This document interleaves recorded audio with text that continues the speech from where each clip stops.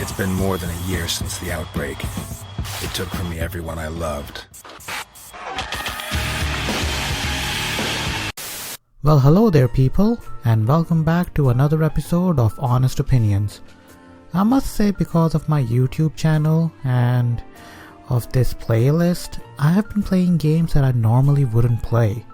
One of those games is Dead Nation Apocalypse Edition.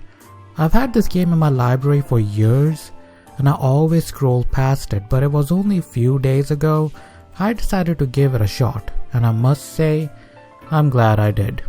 So without further ado, let's jump in the video where I give my honest opinion on a game that is actually fun to play, called Dead Nation Apocalypse Edition on PS4.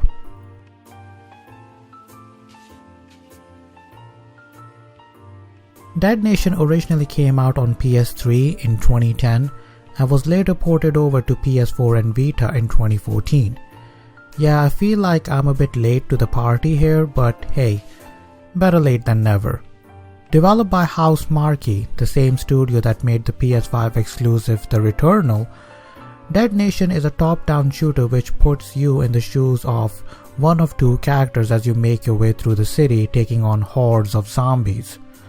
There are different game modes to play, but let's start with the story mode first. I think I need to drop a spoiler warning here, so if you don't want the story to be spoiled, jump to the timestamp shown on the screen right now. You have been warned. When you start a new campaign, you will have the option to pick one of two characters, Jack McCready or Scarlet Blake. Of course, I went with Scarlet because she just looks hot. Aside from the monologue the two characters provide on their journey across the city, the story plays out the same way. It's been more than a year after a zombie outbreak, and you find out that your character is immune to zombie bites. If you get bitten, you become one of them. But not me. I didn't know why I was special, and I didn't care. But it really doesn't matter much as your character is running out of supplies. Your character decides to leave the safe house and hightail it to the nearest gas station to escape the city. There was an abandoned truck at the local gas station. I had to get to it. From there on in, everything builds up like a snowball effect. You pick up a radio transmission, but the signal is not strong enough. You make your way to the police station hoping that you can use the equipment there to communicate with whoever is broadcasting. But that ends up being a wasted trip. Amidst the static and interference, I could almost make out a word or two. Almost. I needed to get to higher ground. You then make your way to higher grounds to get the signal, and this time, it works. You make contact with a guy called Dr. Morton, who asks you to find patient 0 so he could develop a vaccine. My name is Dr. Morton, and I work for Egogate Pharmaceutical. I'm sure you have heard of us. We are conducting research into a cure at a secure facility. Your life is far more important than you may realize. But though you may be immune to the virus now, it's only a matter of time before it mutates. So what do you want? Your DNA holds half of the key to a cure. The other belongs to the first victim of the virus, patient 0. His name was Douglas Bain. He was treated at a hospital not far from your current position. Go there, find the medical records, and locate his body. You then make your way to the hospital where you find out the body has been buried. The graveyard where you find the body has been dug up by someone, the train yard because that's the closest, and then the harbor, all to find patient 0's dead body. At the end, you find out the body has been moved to Ravensfield Airport.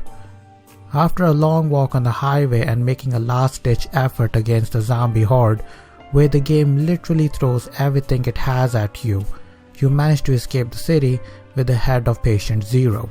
What happens in the end is something I won't spoil for you. It is best you witness it yourself. After I finished the campaign, I can honestly say I enjoyed it. I really enjoyed the story. Instead of pitting the characters in different levels for no reason, the developers actually gave a solid reasoning behind the characters' motivation to go to these different areas. And yeah, I know the story is bare bones basic, but it's the way it's told. That's what I found really appealing.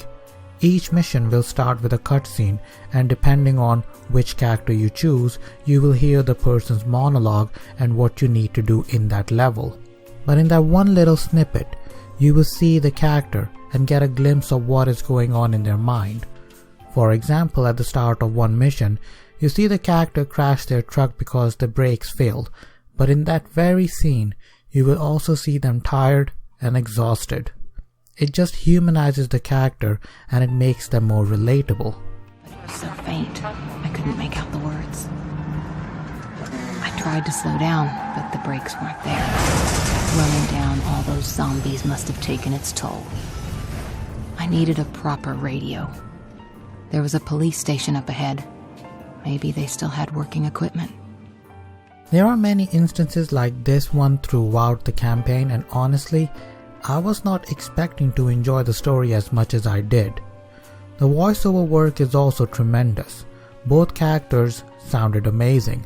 Jack was solid as a tough guy ready to take on anything that stood in his way. There was an officer who no longer needed his radio. But I felt more connected to Scarlet. Her voice had the right balance of strength and exhaustion that made her even more relatable. The sound department was a bit of a mixed bag for me, unfortunately.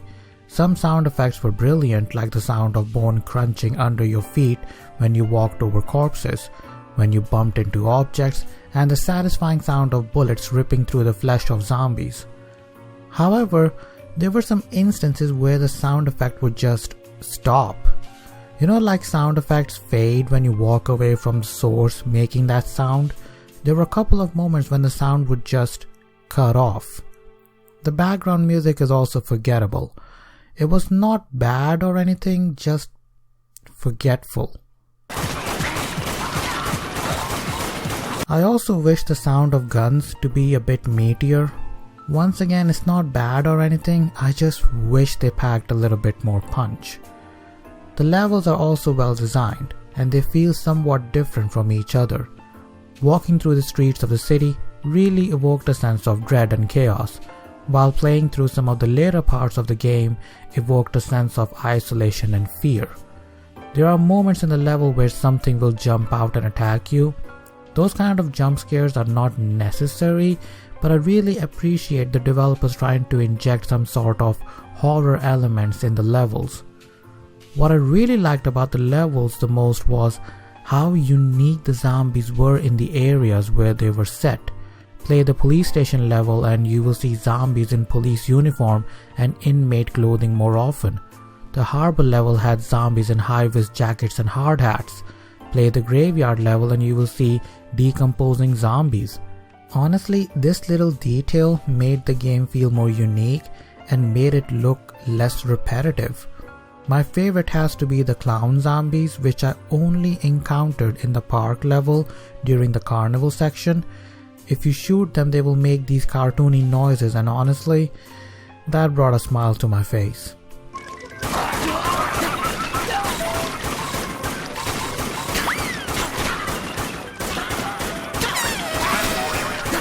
Now I think I should talk about the gameplay, which may seem simple on the surface, but there is a lot going on underneath. As a top-down shooter, your main goal is to make your way from one end of the map to another and killing as many zombies as possible.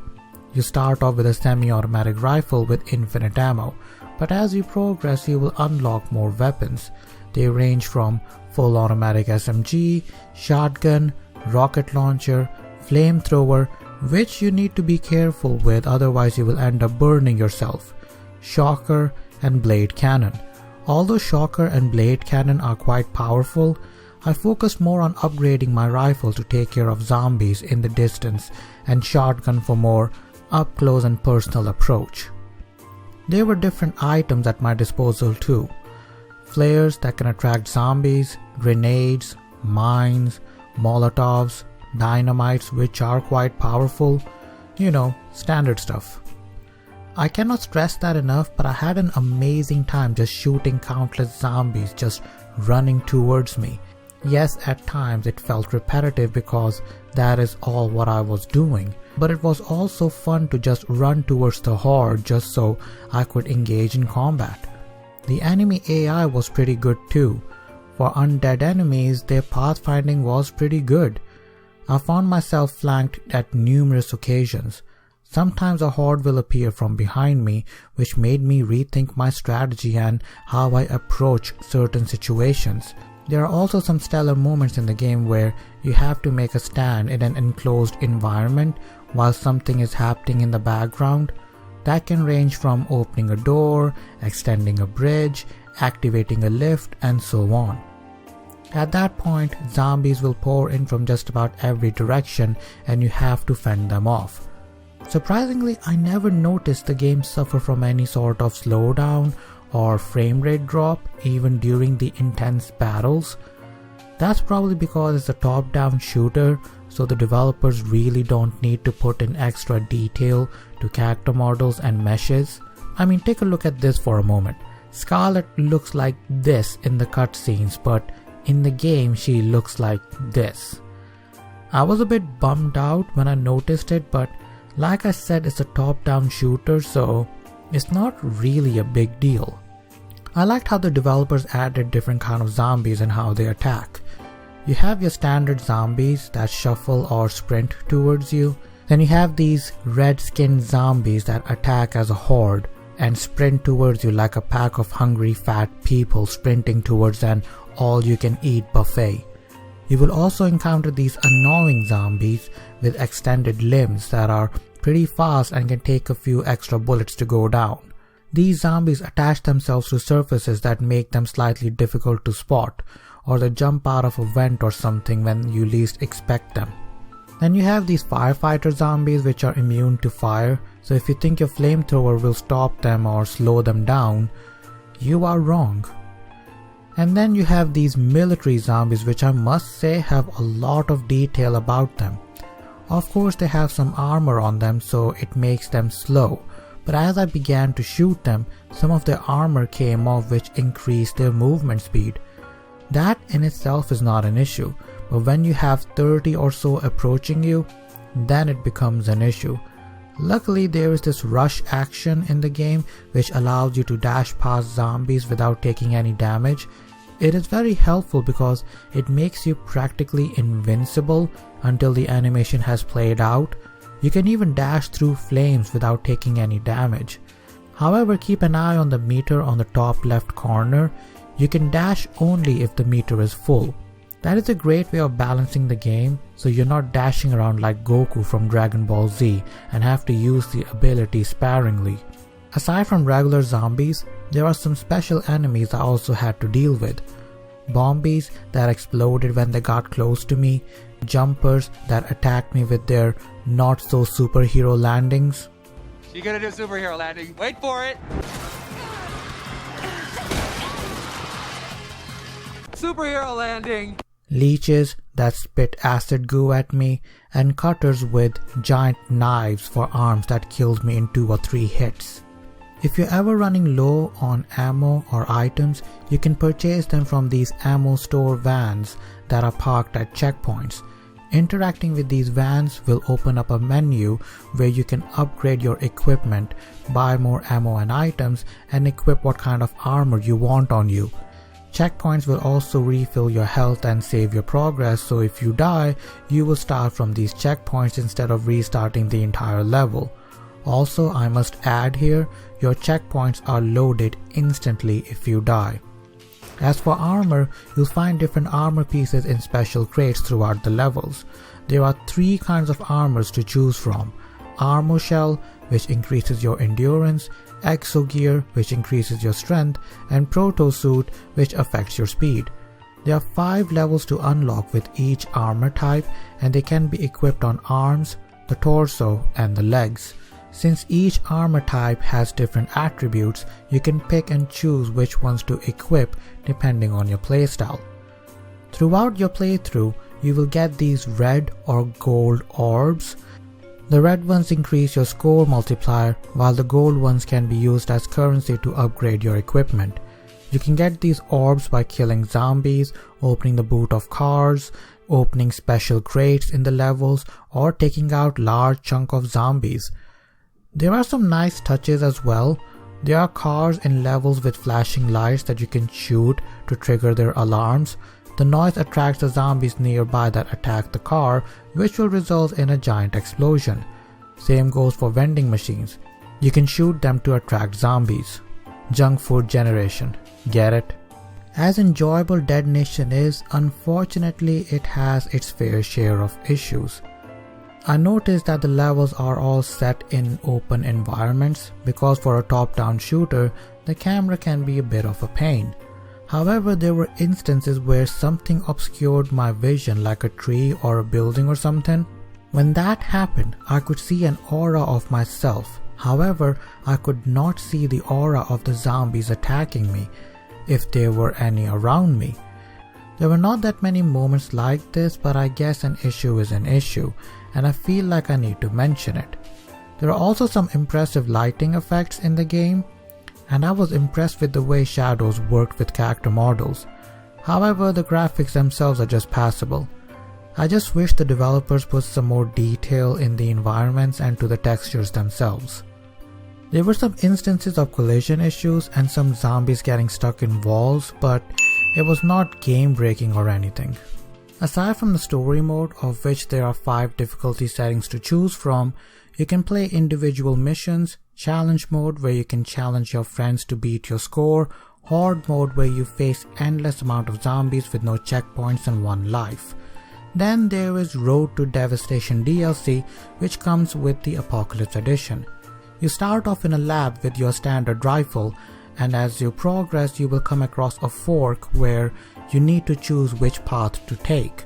One path, for example, offers money and health, the other offers armor and high scores, and the third offers guns and items. Do you want to take the money option to buy more upgrades, or guns option to unlock more weapons? Do you want to take the high score route for more points, or item route to unlock more items like grenades and mines? I have to say, the option to choose your own path added more replayability to the game.